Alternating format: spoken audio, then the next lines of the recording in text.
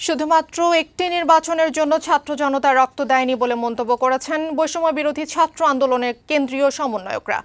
শুক্রবার বিকেলে পঞ্চগড়ে মকবুলার রহমান সরকারি কলেজ মাঠে শহীদ পরিবার ও ছাত্র নাগরিকদের সঙ্গে মতবিনিময় সভায় তারা এসব কথা বলেন। সমন্বয়ক শারজিজ আলম বলেন, যারা জনগণের সেবা করবে আগামী নির্বাচনে তাদেরকেই ভোট দেবেন। জনতার উদ্দেশ্যে তিনি বলেন, সন্তানদের শুধুমাত্র ডাক্তার ইঞ্জিনিয়ার হতে বলবেন না, তাদেরকে রাজনীতি করতে বলুন। দিন শেষে রাজনীতিবিদরাই পারেন সংসদে দেশ পরিবর্তনের আইন প্রণয়ন করতে।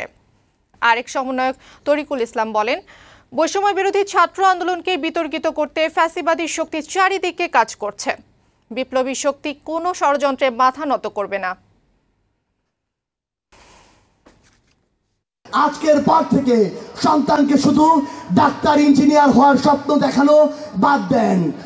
আপনার সন্তানকে আজকের পর থেকে হয় রাজনৈতিকভাবে সচেতন হয়ে উঠতে বলুন, না হয় একজন যোগ্য, সৎ, মেধাবী, ন্যায়পরায়ণ রাজনীতিবিদ হয়ে উঠতে বলুন।